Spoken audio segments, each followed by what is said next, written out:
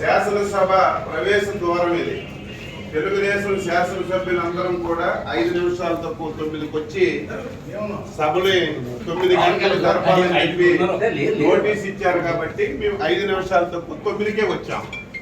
ఇప్పుడు 9:10 నిమిషాలు అయింది. శాసనసభ కనీసం బెల్ల కొట్టలేదు. ఎందుకు కొట్టలేదంటే లోపల వైసీపీకి చెందినటువంటి 3 శాసనసభ్యులు ఉన్నారు. అంటే ఈ ముఖ్యమంత్రి మీద, ఈ ప్రభుత్వం మీద వైసీపీ శాసనసభ్యునికి ఏం నమ్మకం ఉందో ఈ రోజు ఈ శాసనసభ సాక్షిగా ఈరోజు తెలిసింది. ఏది ఏమైనా సరే ప్రజాస్వామ్యాన్ని నమ్మినటువంటి వ్యక్తులుగా శాసనసభలో మాకు ఏ అవకాశాలు ఇవ్వకుండా, ప్రజా సమస్యలు లేవనెత్తకుండా, మమ్మల్ని ఎన్ని అవమానాలకు గురి చేసిన ప్రజల గురించి శాసనసభకు వచ్చి మా బాధ్యతని మేము నిర్వహిస్తున్నాం. ఇంత దారుణం ఎప్పుడు కూడా లేదు. 9-8 నిమిషాలు అయింది.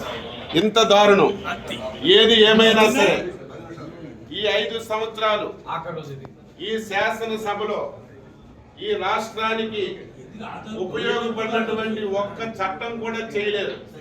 ఈ శాసనసభలో ఏ చట్టం చేసినా సరే ఈ రాష్ట్ర వినాశనానికి దారితీసిన చట్టాలే చేశారు.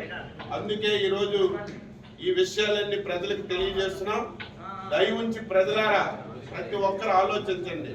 శాసనసభ అంటే ఈ రాష్ట్రానికి ఒక దేవాలయం. 5 కోట్ల మంది ప్రజలకి న్యాయం చేసినటువంటి సభ. ఈ సభని ఇంత దారుణంగా తయారు చేశారు. ఈ రోజు జగన్మోహన్ రెడ్డి ముఖం చూడాలన్నా, శాసనసభకు రావాలన్నా నీ శాసనసభ్యులే ఈ రోజు రావడం లేదంటే ఇప్పటికైనా సిగ్గు తెచ్చుకోమని చెప్పి ఈ సందర్భంగా కోరుతున్నాం. 10 నిమిషాలు అయింది.